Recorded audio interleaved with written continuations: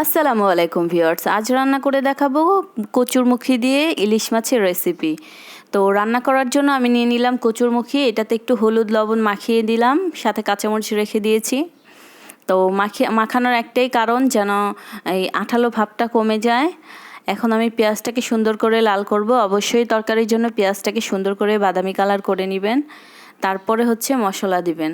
তো পেঁয়াজ লাল করতে করতে আপনাদের সাথে আমি কিছু কথা বলি। আমার ভিডিওগুলো অবশ্যই শিক্ষামূলক, এটাতে রান্না শিক্ষার আছে, আপনারা অবশ্যই শেয়ার করে দিবেন, যে যেভাবেই পারেন শেয়ার করে দিবেন, এতে করে যারা রান্না পারেন না তাদের শিখতে সুবিধা হয়। তো রান্নায় চলে আসি। এখন আমি পেঁয়াজটা লাল করে দিয়ে দিলাম মশলাটা আমি আগে থেকেই মেপে রেখেছিলাম 1.5 চা চামচ।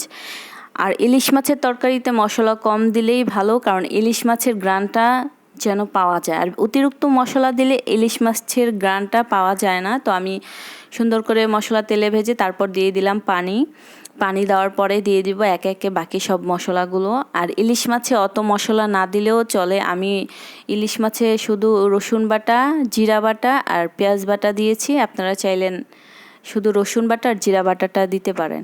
তো এখন দিয়ে দিলাম মরিচের গুঁড়া 1 চামচ, হলুদের গুঁড়া 1 চামচ, তারপরে হচ্ছে স্বাদমতো লবণ। তারপরে সুন্দর করে কষাবো। মশলা কষানোটা একটা প্রতিবার ভিডিওতেই বলি, মশলা কষাইছে এটা বুঝবেন কি করে, যখন তেলগুলো উপরে ভেসে আসবে, পানিগুলো সব শুকিয়ে যাবে, তখন বুঝবেন যে আপনার মশলা কষানো হয়ে গেছে। এখন আমার হলুদ মাখা কচুগুলো সুন্দর করে আমি দিয়ে দিব, যা থাকবে পানি সহ দিয়ে দিব, কাঁচামরিচটাও দিয়ে দিব। এইখানে আমি মরিচের গুঁড়া কম ব্যবহার করেছি, তাই হচ্ছে কাঁচামরিচ কয়েকটা আমি আগে থেকে দিয়ে দিলাম।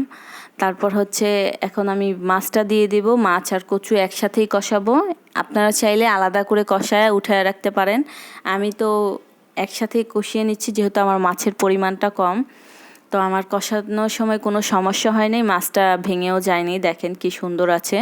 মাছটা আমার কষানো হয়ে গেছে। তারপর হচ্ছে আপনার কচুমুখিটাও কষানো হয়ে গেছে। এটাকে এখন সুন্দর নাড়াচাড়া দিব, নাড়াচাড়া দিয়ে অবশ্যই মাছটাকে আপনাকে এক একটা করে উঠাতে হবে, তা না হলে কিন্তু ভেঙে যাবে। দেখেন আমার কচুমুখিটাও হচ্ছে কষানো হয়ে গেছে। এখন আমি এটাকে ঝোলের জন্য পানি দিয়ে দিব পরিমাণ মতো। অবশ্যই পানিটা একটু বেশি দিব, কারণ কচুমুখি গলার জন্য যাতে গলে যায় সেজন্য একটু পানিটা বেশি দিব। আর কচুরমুখী কখনোই চুলকায় না যেভাবে রান্না করি। অনেকে বলেন কচুরমুখীও চুলকায়, আমি তো কখনো কচুরমুখী চুলকানি গলা ধরতে দেখি নাই। যাই হোক, আপনারা এইভাবে রান্না করলে হলুদটা যদি আগে থেকেই আপনারা কচুরমুখীতে মেখে রেখে দেন, সেক্ষেত্রে আপনাদের ওই আঠালো ভাবটা একটু কম ঠিকঠাক লাগবে আর কি, ভালোই লাগবে, খারাপ না।